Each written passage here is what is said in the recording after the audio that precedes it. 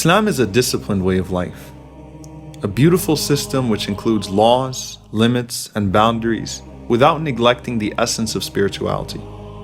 Through it, we organize our lives, paying close attention to certain times and places.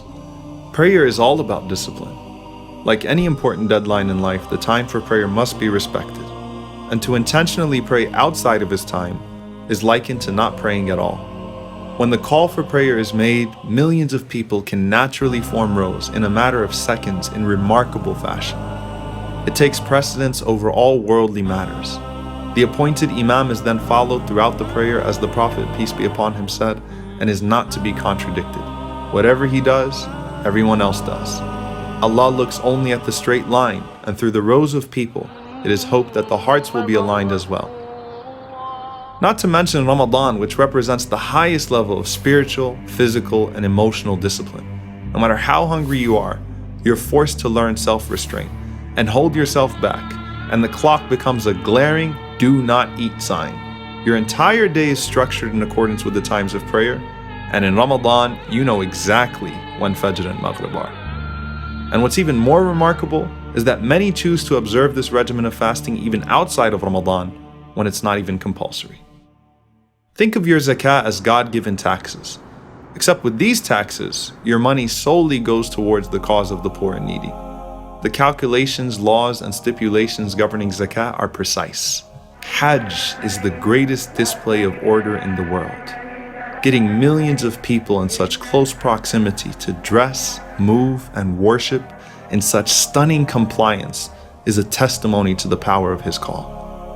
Our Prophet, peace be upon him, was keen on teaching people to be disciplined and respect the law and system in both religious and worldly affairs. He warned that no two people should even travel without one of them being appointed as a leader of the two, and commanded that customs which do not contradict faith should be respected by the believers. Many times we disregard order and discipline thinking that we are the exceptions to the law. And when we do that, so does everyone else. And I mean everyone. Why am I bringing all of this up? Last Ramadan, I was driving my car on a not so busy day. I stopped at every stop sign, even though I sometimes found it pointless to do so. But I'm sick of all of these signs and red lights.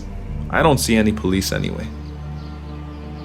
Just as I thought that, I hit a man crossing the road. I didn't even notice him until after I hit him. I panicked. My heart was racing. I jumped out of the car to see what happened to him. I immediately apologized to him and told him I'd get help right away.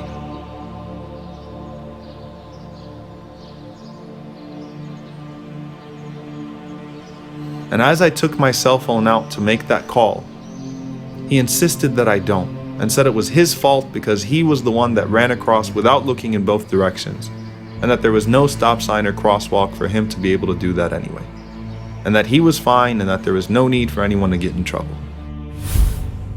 But I had to hold myself accountable.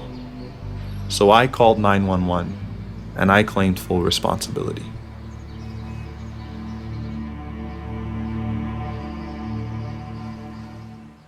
When I think of what happened that day, even though the fine was pretty hefty, I have no regrets for punishing myself.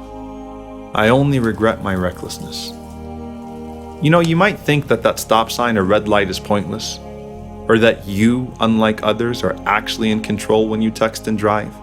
But all of these things are meant to ensure the safety and security of people. And that's part of faith as well. Rasulullah, you taught us to be patient, respectful, and disciplined, to not act in a way that would be detrimental to ourselves or to those around us.